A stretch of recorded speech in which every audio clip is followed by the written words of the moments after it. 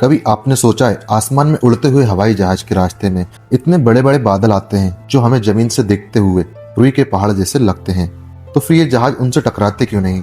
क्यों वो बिना किसी रुकावट के सीधे बादलों के आर पार निकल जाते हैं? जरा सोचिए, अगर बादल वाकई ठोस होते तो हर फ्लाइट को बादलों से टकराने का खतरा होता, लेकिन ऐसा होता क्यों नहीं? यही छुपा है एक गजब का वैज्ञानिक राज। असल में बादल दिखने में चाहे पहाड़ जैसे लगे, लेकिन असलियत में वो सिर्फ हवा में तैरती पानी की बेहद बारीक बूंदें और बर्फ के छोटे छोटे कण होते हैं, इतने हल्के कि जब एक विशाल हवाई जहाज 800 किलोमीटर प्रति घंटे की रफ्तार से उनमें जाता है तो वो बूंदें और बर्फ के कण हवा की लहर की तरह शाइड हो जाते हैं। यानी प्लेन को कभी भी किसी ठोस टक्कर का एहसास नहीं होता।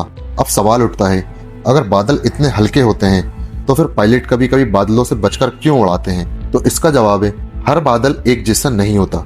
कुछ बादल बेहद खतरनाक होते हैं जिन्हें गरजने वाले बादल भी कहते हैं, यानी तूफानी बादल।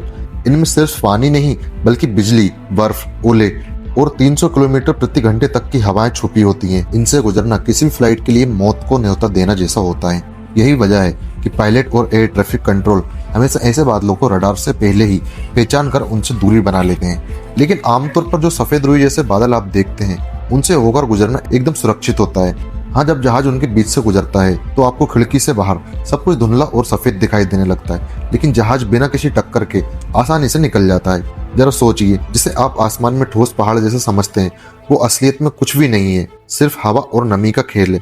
और इसी खेल ने इंसानों को उड़ान भरने की आज़ादी दी है। तो अगली बार जब आप प्लेन में बैठकर बादलों के बीच से गुजरें तो याद रखना, ये टक्कर नहीं बल्कि प्रकृति का सबसे बड़ा शांत रहस्य है, और हमें यह सिखाता है कि हर चीज जैसी दिखती है वैसी होती नहीं।